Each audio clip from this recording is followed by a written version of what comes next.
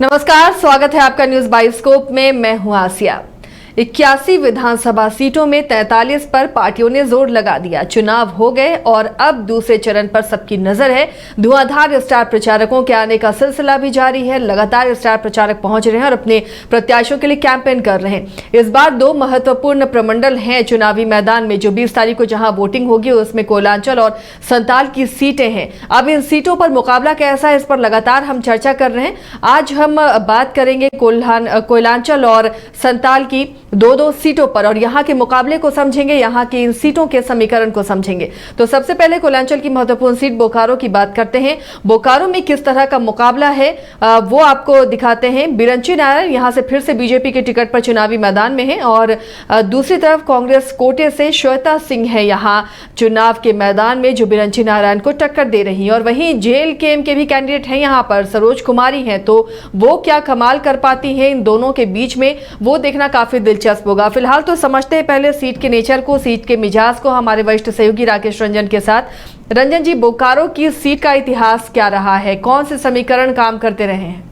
देखिए, अगर बोकारो की हम बात करें तो शुरुआत से जो जनसंघ था, फिर बाद में बीजेपी, इसका दबदबा रहा। बीच में इसको आप बोकारो को समरेश सिंह के नाम से भी जान सकते हैं। और अगर आप बात करें कि यहाँ पर किस तरह से मुकाबले हुए हैं, तो अगर आप देखें तो समरेश सिंह ने लगातार जो है वो कई बार जो है यहाँ से लड़ाई लड़ी है और उनकी एक पहचान रही है इस क्षेत्र में। और इस बार भी जो श्वेता सिंह हैं, वो समरेश सिंह की बहू हैं, वो चुनावी मैदान में हैं कांग्रेस के टिकट पर। पिछली बार भी वो लड़ी थी और पिछली बार पहली दफ़ा ही लड़ते हुए जब उन्होंने 99,000 वोट ले आए, मतलब कि लगभग 1 लाख वोट जो उनको आए, तो लोगों को उन्होंने चौंका दिया। और इसलिए इस बार बोकारो पर जो है सबकी नज़र है कि क्या यहाँ पर जो विरंची नारायण पिछला 2 चुनाव जीत चुके हैं, क्या वो हैट्रिक लगा पाएंगे या श्वेता जो है उन्हें रोक देंगी। तो ये एक दिलचस्पी इस सीट को लेकर है। अगर आप यहाँ के वर्चस्व के बारे में जानें तो जो 10 चुनाव यहाँ पर हुए हैं उसमें बीजेपी ने 4 बार इस सीट को जीता है। 2 निर्दलीय जीते हैं, जनता पार्टी, जेवीएमपी और जनता दल को 1-1 बार ये सीट जो है वो मिली है। तो ये स्थिति है। 1985 से बीजेपी 4 बार जीतने में सफल रहा है। मतलब ये है कि यहाँ बीजेपी का दबदबा रहा। और क्यों रहा? क्योंकि समरेश सिंह पहले बीजेपी में थे तो बीजेपी के टिकट पर वो चुनाव जीतते रहे थे कई बार जो है, हालांकि वो निर्दलीय भी यहाँ से जीते। तो एक दिलचस्प मुकाबला। विरंची नारायण पिछली बार 12,333 वोट से जीते थे। तो इस बार जो सबसे बड़ा सवाल है वो यही है कि अगर आप देखिए कि 41.42% वोट विरंची नारायण के पास था और श्वेता सिंह के पास 36.51, तो लगभग जो है 6-7% वोट का ही फर्क है। तो अगर 3-4% वोट भी अगर स्विंग हो जाता है विरंची नारायण की तरफ से श्वेता सिंह को, तो यहाँ बाजी पलट सकती है। तो कैंची छाप का क्या कोई असर यहाँ दिख रहा है? जयराम महतो का जो कहते हैं कोयलांचल की कई सीटों पर असर है, तो क्या वो असर यहाँ पर दिखेगा? इसके अलावा कई निर्दलीय होंगे जो किसी न किसी के वोट को काटेंगे। यहाँ देखिए, अगर आप जेएलकेएम की प्रत्याशी की बात कीजिए तो यहाँ से सरोज कुमारी जो है वो चुनाव लड़ रही हैं। और जेएलकेएम का प्रत्याशी दरअसल बीजेपी को थोड़ा बहुत तनाव दे रहा है, क्योंकि देखिए जो ग्रामीण इलाका है वहाँ पर जयराम ने एक पहचान तो अपनी बनाई है। हालांकि जब लोकसभा का चुनाव हुआ था तो ये धनबाद लोकसभा के अंतर्गत आता है, तो 1 लाख जो है यहाँ से 15,287 वोट लाने में कामयाब हुए थे। तो अगर ग्रामीण इलाकों में जेएलकेएम बेहतर कर लेता है, और आप जानती हैं कि जो शहरी इलाका है वहाँ वोट प्रतिशत कम होता है, तो थोड़ा सा तनाव जो है वो बढ़ सकता है। लेकिन सवाल यही है कि क्या सरोज वो काम कर पाएंगी कि वो एक अच्छे अमाउंट में वोट काट सकें। और चूंकि मैंने अक्सर देखा है कि चुनाव जब आगे बढ़ता है तो वो 3 के बजाय 2 कोण की तरफ बढ़ना चाहता है, ये उसका स्वभाव होता है हर चुनाव का। तो ये एक चीज़ है। तो मुझे लगता है कि अल्टीमेटली जो है यहाँ पर बीजेपी और कांग्रेस के बीच आमने सामने का मुकाबला हो सकता है। हालांकि सरोज कुमारी भी बेहतर करने की पूरी कोशिश यहाँ पर करते हुए दिख रही हैं। अब इसमें बाजी कौन मारता है ये देखना होगा। देखिए विरंची नारायण जो है वो अब उनका जो है डेवलपमेंट वाली जो उनकी रणनीति है उस पर काम करते हैं। लेकिन एक दिलचस्प बात ये हो गया है कि जो जीए मीर का बयान आ गया है उस पर चूंकि योगी आदित्यनाथ की सभा थी तो उस पर जो है बड़ा कटाक्ष हुआ है और उस पर जो है वार हुआ है। अब कहीं ये श्वेता सिंह को नुकसान न कर जाए इस बात का डर जो है वो बन गया है। और चूंकि लेकिन रंजन जी शुरू से हम लोग यही देखते आ रहे हैं या फिर जो हम लोग लगातार चर्चा करते हैं कि जो जिस खेमे के वोट बैंक हैं वो इन बयानों से स्विंग नहीं होंगे, वो उसके साथ इंटैक्ट हैं जो समीकरण है दोनों गठबंधन के। तो ऐसे में लगता है कि इस तरह के बयान कुछ असर करेंगे, ये फिर वही फ्लोटिंग जो वोटर्स हैं 5-6% उन पर ही ये डिपेंड करेगा। तो जब भी क्लोज फाइट होता है तो आपको फ्लोटिंग वोटर्स को बड़ा संभाल कर रखना पड़ता है, क्योंकि अगर उनको ऐसा लग गया कि हाँ ये चीजें जो है राज्य के लिए ठीक नहीं है तो वो हो सकता है कि पाला बदल लें। तो ऐसी परिस्थिति में नुकसान उठाना पड़ सकता है। और इनसे ज्यादा जो होता है कि कई बार आप एक सीट पर तो कोई बात बोल देते हैं उसका इम्पैक्ट अन्य सीटों पर चला जाता है। तो बहुत सोच समझकर ही चीजों को बोलना चाहिए। कई बार लोग कहना नहीं चाहते लेकिन बातों बातों में बात निकल जाती है और फिर बाद में हमने इस राजनीति में ऐसी कई चीजें देखी हैं और कई चुनाव ऐसे देखे हैं एक बयान की वजह से एक बयान से सब कुछ पलट जाता है। तो मुझे लगता है कि बहुत सोच कर जो है कुछ अगर विचार दिया जाए तो वो बेहतर होता है। वैसे जीए मीर खुद बड़े राजनीतिज्ञ हैं तो कुछ सोचकर उन्होंने ये बातें कही हैं या निकल गई हैं ये तो कहना मुश्किल है, वो वही बेहतर बता पाएंगे। हाँ, लेकिन योगी आदित्यनाथ ने इस मुद्दे को उठाया उनकी जो सभा गुरुवार को हुई बोकारो में। तो अब देखना है कि इससे क्या होता है, क्या इससे पोलराइजेशन हो सकता है या इससे जो है कुछ चीजें खिलाफ में जा सकती हैं या कुछ फेवर की बातें हो सकती हैं। क्योंकि यहाँ का अगर हम जातीय समीकरण देखें तो एससी 6% है, एसटी 3.37% है, जो मुस्लिम वोटर्स हैं उनकी संख्या अच्छी है 14.1% है और राजपूत जो है यहाँ सबसे ज्यादा जो है वो हैं। तो अब यहाँ पर क्या है कि योगी आदित्यनाथ की सभा इसलिए भी यहाँ लगी थी कि यहाँ राजपूत वोटर्स में जो है उसको एक तरफ न जाने दिया जाए, ये समरेश सिंह के नाम पे श्वेता सिंह को चला जाए। तो उस वोट में सेंधमारी की कोशिश थी योगी आदित्यनाथ की सभा के द्वारा। और चूंकि जब वो आते हैं तो वो ये बातें जो वो कहते हैं कि आप बटोगे तो कटोगे, एक रहोगे तो सेफ रहोगे, तो वो जो चल रहा है अभी एक ट्रेंड, तो उसके अनुसार जो है एक पोलराइजेशन की कोशिश होती है। और अगर पोलराइजेशन होता है तो बहुत फायदा यहाँ पर कांग्रेस को होता हुआ नहीं दिखेगा। इसलिए मुझे लगता है कि यहाँ का जो चुनाव है वो कांटे का मुकाबला है। लेकिन जहाँ तक श्वेता सिंह की बात है वो बहुत क्लियर हैं, पिछले 5 साल से लगातार क्षेत्र में जो है वो बनी हुई हैं, मेहनत कर रही हैं। और मैंने कहा ना कि पिछली बार जब वो लगभग 1 लाख वोट लेकर आई तो उन्होंने चौंका दिया था। तो अगर वो कुछ चौंकाने वाला परिणाम निकाल लें तो बहुत चौंकने की जरूरत नहीं होगी। वैसे विरंची नारायण का इरादा है कि वो हैट्रिक लगाए। अब कौन कामयाब होता है अपने इरादे में ये तो वक्त बताएगा। चलिए, ये जनता को तय करना है और जनता सब देखती है कि किसके वादे में कितना दम है। चलिए बढ़ते हैं आगे और कोयलांचल की ही अगली सीट है और ये इसलिए भी अहम सीट है क्योंकि यहाँ ढुल्लू महतो का दबदबा रहा है। अब ढुल्लू महतो सांसद बन गए हैं, उनके भाई शत्रुघ्न महतो यहाँ से चुनावी मैदान में है। तो अब बाघमारा सीट का नेचर क्या रहा है? देखिए, जलेश्वर महतो भी काफी कद्दावर नेता है, मजदूरों के बीच ये भी लोकप्रिय है और वहाँ मजदूरों की ही लड़ाई होती है और उसी लड़ाई से नेता उभरते हैं, राजनेता उभरते हैं।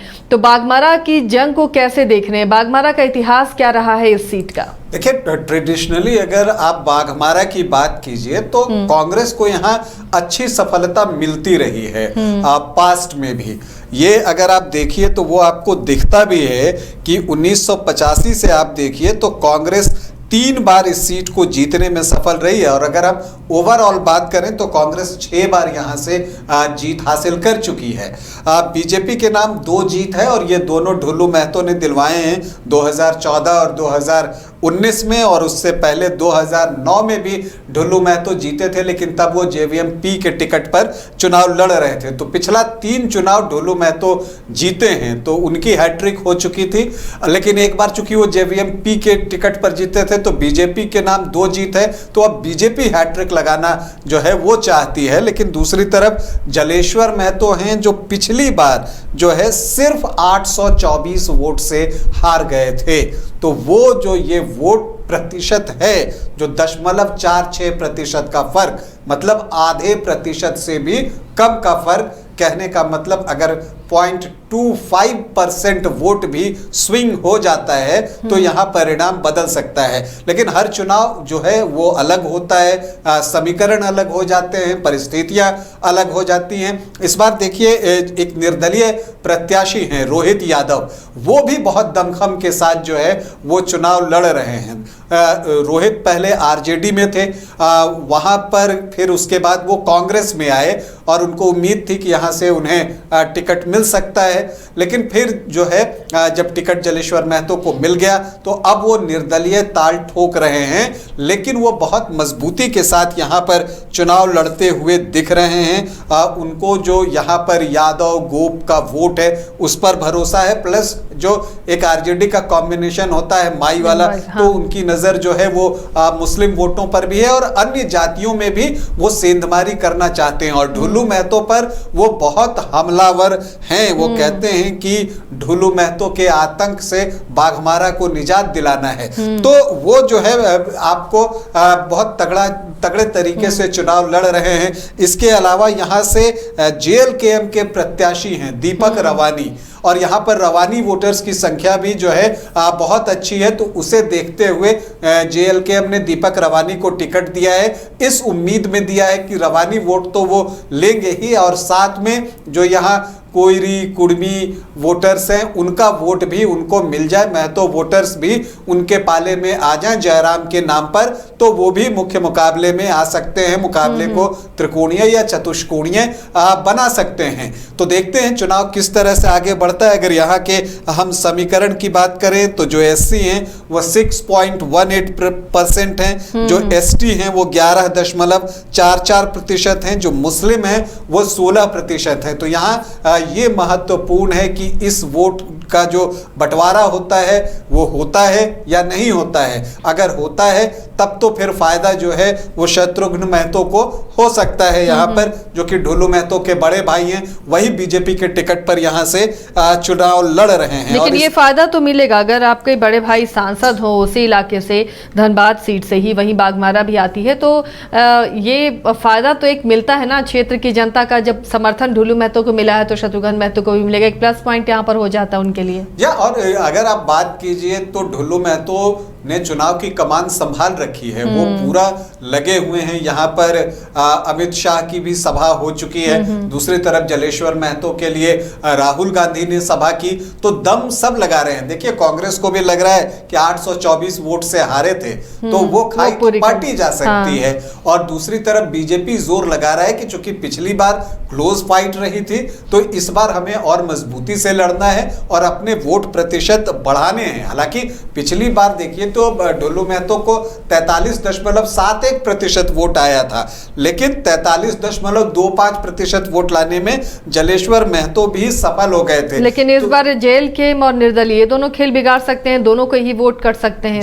यहाँ पर दोनों को नुकसान हो सकता है, क्योंकि इससे पहले आमतौर पर आप देखिएगा तो कई बार यहाँ पर ट्रायंगुलर फाइट देखने को मिलती है। खुद जब ढुल्लू महतो शुरू करते हैं 2005 में तो वो वहीं से ट्रायंगुलर फाइट बनानी शुरू कर देते हैं और अगली बार वो उस ट्रायंगुलर फाइट में जीत भी जाते हैं। तो यहाँ पर लेकिन जब आमने सामने की लड़ाई होती है तब परेशानी जो है वो हो सकती थी, लेकिन इस बार जो है अलग अलग कोण खुलते हुए दिख रहे हैं। दीपक रवानी लड़ रहे हैं और रोहित यादव जो है वो बहुत मजबूती के साथ यहाँ पर चुनाव लड़ रहे हैं। तो हम उम्मीद करते कि हो सकता है यहाँ चतुष्कोणीय मुकाबला हो जाए, और जब इस तरह का मुकाबला होता है तो प्रिडिक्ट करना बड़ा मुश्किल हो जाता है। और वैसी परिस्थिति में जो है अगर 2-4-5% वोट भी इधर से उधर हो जाए तो बाजी किसी के भी हाथ लग सकती है। तो बाघमारा में भी हम एक कांटे के मुकाबले की उम्मीद कर रहे हैं, और यहाँ पर भी जो घमासान होगा ये मानकर चलिए जबरदस्त मुकाबला है। चूंकि ऐसे भी जब ढुल्लू महतो यहाँ पर प्रचार की कमान संभाले हुए हैं तो एक तरह से समझिए कि नाम तो उनका है शत्रुघ्न महतो का, लेकिन एक तरह से चुनाव की जिम्मेदारी जो है वो ढुल्लू महतो के पास ही है। तो बहुत जबरदस्त चुनाव है और इस सीट पर भी सबकी नजर बनी हुई है।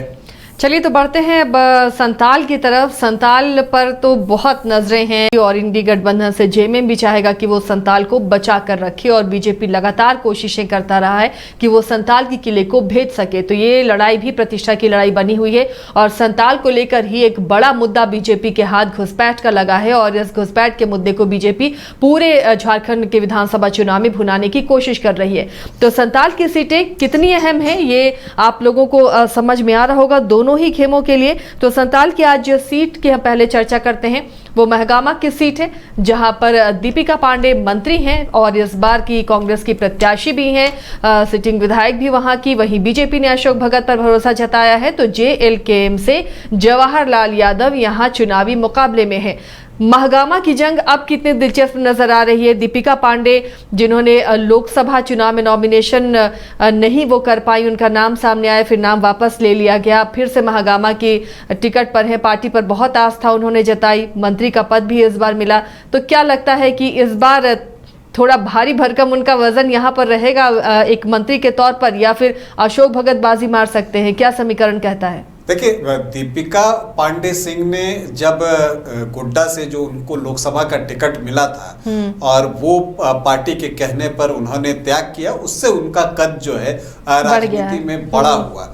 और इसलिए भी बड़ा हुआ कि फिर उस चुनाव में उन्होंने प्रदीप यादव का पूरा साथ दिया, और यहाँ तक कि महगामा से कांग्रेस को लीड भी दिलाई। भले ही वो लीड 121 वोटों की ही थी, लेकिन लीड फिर भी लीड होती है, वो लीड उन्होंने दिलाई। बाद में इसका इनाम भी उन्हें मिला, वो मंत्री भी बन गई। तो पिछली बार दीपिका पांडे सिंह चुनाव लड़ रही थी, इस बार मंत्री दीपिका पांडे सिंह जो हैं वो महगामा से चुनाव लड़ रही हैं। तो ये एक फर्क होता है। लेकिन मैं हमेशा कहता हूं कि जब आप मंत्री बनते हैं तो उसके बहुत सारे एडवांटेज हैं। आप अपने क्षेत्र में काम करवा सकते हैं, कई योजनाएं शुरू करवा सकते हैं, लेकिन एक ही उसी समय में एक उसका नुकसान लोगों से कई बार होता है कि आप सारे लोगों को संतुष्ट नहीं कर पाते, तो कुछ जो है आपसे नाराजगी भी हो जाती है। और दूसरी तरफ बीजेपी ने भी इस सीट पर जो अपना प्रत्याशी दिया है वो जबरदस्त प्रत्याशी हैं अशोक कुमार भगत यहाँ से चुनाव लड़ रहे हैं। अब एक चीज और भी दिलचस्प है कि अगर आप पिछले 5 चुनावों की बात कर लीजिए तो उसमें 3 बार इस सीट से बीजेपी जीतने में सफल रहा है, और 2 बार जो है जीत जो है वो कांग्रेस को मिली है। कब मिली है? 2009 में, तब बीजेपी का प्रदर्शन खराब हुआ था, और फिर 2019 में तब भी बीजेपी का प्रदर्शन जो है वो खराब हुआ था। पिछले चुनाव की हम बात कर रहे हैं। इसके अलावा 2000 में और 2014 में, 2005 में जो है बीजेपी यहाँ से जीतने में सफल रही है। तो यहाँ पर ये चीजें देख रहे हैं। 1985 से आप देखें तो आप देखेंगी कि कांग्रेस ने 4 बार इस सीट पर कब्जा जमाया है, तो बीजेपी को 3 जीत यहाँ पर मिली है, और जनता दल ने 1 बार इस सीट पर जो है वो जीत हासिल की है। तो क्या समीकरण कांग्रेस के फेवर में जाता हुआ दिखता है, या फिर कैंडिडेट का चेहरा? देखिए, यहाँ पर समीकरण आपको कांग्रेस के पक्ष में जाता दिखता है, लेकिन जहां ये उसका प्लस पॉइंट है तो यही उसके लिए कई बार माइनस पॉइंट हो जाता है, क्योंकि यहाँ पर जो आप मुस्लिम वोट प्रतिशत देखेंगी तो वो लगभग 30% से ज़्यादा है, 34% के आसपास है। तो जब वो एक पक्ष की ओर जाता है, कांग्रेस की ओर जाता है, तो दूसरी तरफ पोलराइजेशन हो जाता है। और ये जो चुनाव है जहां की घुसपैठ एक बड़ा मुद्दा है, तुष्टीकरण एक बड़ा मुद्दा है, तो पोलराइज जो है ये चुनाव हो सकता है, इससे आप इनकार नहीं कर सकती और इसकी कोशिश भी होगी। और जैसा मैंने जब बोकारो में जीए मीर के बयान की बात कर रहा था तब भी मैंने कहा था कि उस तरह के बयान जो है यहाँ पर फिर वो पोलराइजेशन के काम आते हैं। तो इन चीज़ों को जो है वो देखने की बात होगी कि हाँ कैसे होता है। वैसे आपको बता दूं, चूंकि मुस्लिम वोटर 34% के आसपास हो जाते हैं, तो यहाँ 10 प्रत्याशी जो है वो चुनाव लड़ रहे हैं, तो उसमें से 5 मुस्लिम प्रत्याशी ही हैं। तो ये एक चीज़ जो है यहाँ पर देखने की है। वैसे जो जेएमएम का कॉम्बिनेशन है जीतने का, वो यहाँ पर मौजूद है, जो आम वाला उसका फार्मूला है। हालांकि प्रत्याशी कांग्रेस से हैं दीपिका पांडे सिंह, लेकिन वो कॉम्बिनेशन यहां पर दिखता है। लगभग 40-45% वोट जो है वो मुस्लिम प्लस आदिवासी मिलकर हो जाता है। तो अगर मुस्लिम 34% के आसपास है, अगर वो एक तरफा चला जाता है और बड़ा चंक एसटी में से निकाल लेती हैं दीपिका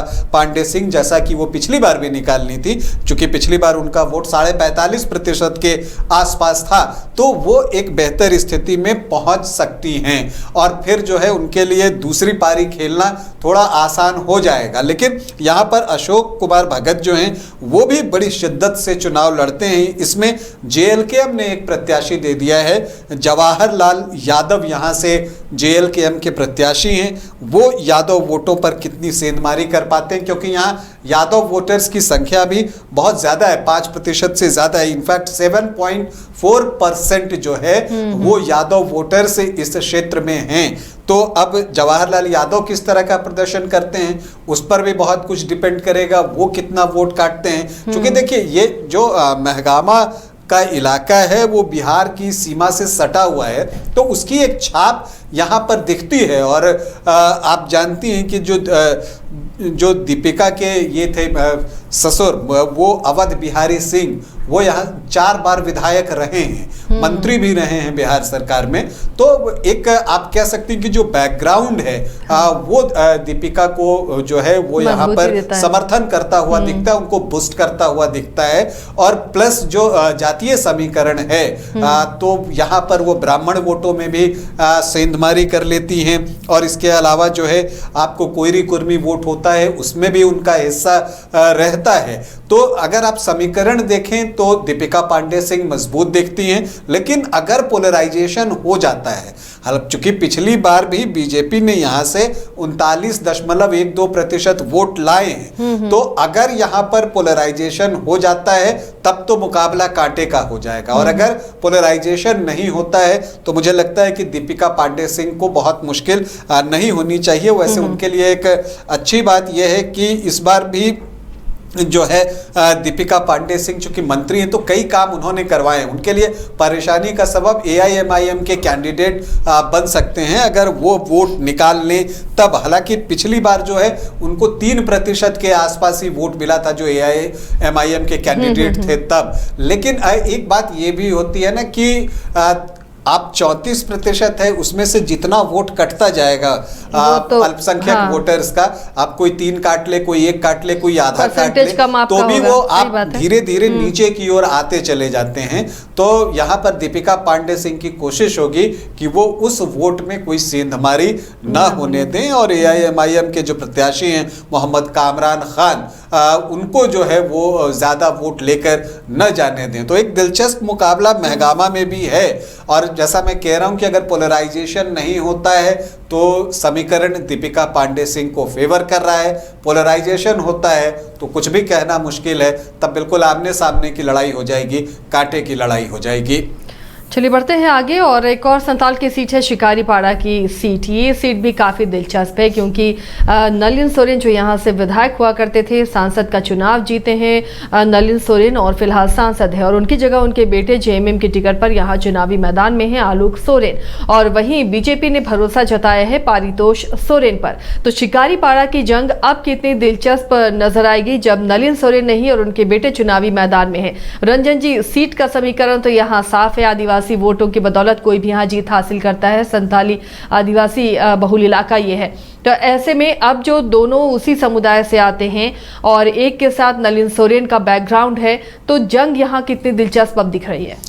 यहाँ पर देखिए, ये जो शिकारीपाड़ा की सीट है, अगर हम उसकी बात करें तो पिछले 10 बार से जेएमएम यहाँ जीत रहा है, लगातार जीतते जा रहा है। अगर 1985 से भी बात करें तो 8 बार जेएमएम जीता है, उससे पहले जाएं तो 10 बार हो जाता है, और इसमें से 7 बार नलिन सोरेन जीतने में सफल रहे हैं। तो ये बताने के लिए काफी है कि उनकी नाम ही काफी है। पकड़ कैसी है। हाँ, ये कोई बहुत बड़ा रहस्य है नहीं। और अभी जब लोकसभा का भी चुनाव हुआ था तो शिकारीपाड़ा और जामताड़ा यही वो 2 विधानसभा की सीट थी जिसने कि शिकारीपाड़ा को दिल्ली संसद में पहुंचा दिया है, क्योंकि बाकी 4 जगह से वो पिछड़ गए थे।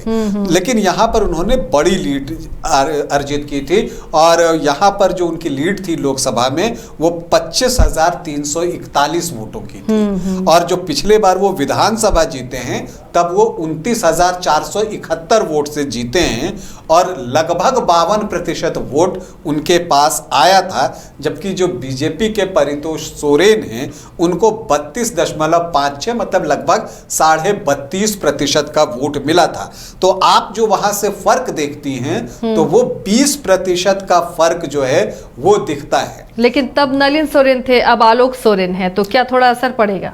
वो थोड़ा असर पड़ सकता है, लेकिन कमान तो नलिन सोरेन ने ही संभाल कर रखी है। चुनाव प्रचार में वो पूरी तरह से लगे हुए हैं। यहाँ तक कि जो उनकी माँ हैं वो भी इस चुनाव प्रचार में लगी हुई हैं, जायस बेसरा जो कि जिप अध्यक्ष हैं, तो वो भी इस चुनाव प्रचार में लगी हुई हैं।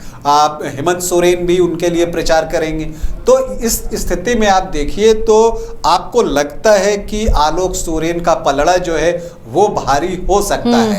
अब ये जो बांग्लादेशी घुसपैठ की बात हो रही है, तुष्टीकरण की बात हो रही है, क्योंकि यहाँ का जब आप समीकरण देखती है ना तो जैसे आपको ट्राइबल्स 56% दिखते हैं तो साथ में मुस्लिम 17.4% दिखते हैं। तो यहाँ पर जो है वो ध्रुवीकरण की कोशिश की जा सकती है। वो कितना सफल हो पाता है ये देखना जो है दिलचस्प होगा, या जो बीजेपी घुसपैठ का मुद्दा रख रही है उसको कितने सशक्त तरीके से शिकारीपाड़ा के वोटर्स के सामने रख पाती है, ये महत्वपूर्ण है। और उससे भी महत्वपूर्ण ये है कि जो शिकारीपाड़ा के वोटर्स हैं वो जब बीजेपी उन्हें उनके सामने रखती है तो उसे किस तरह से लेते हैं, इस पर बहुत कुछ जो है वो निर्भर करेगा।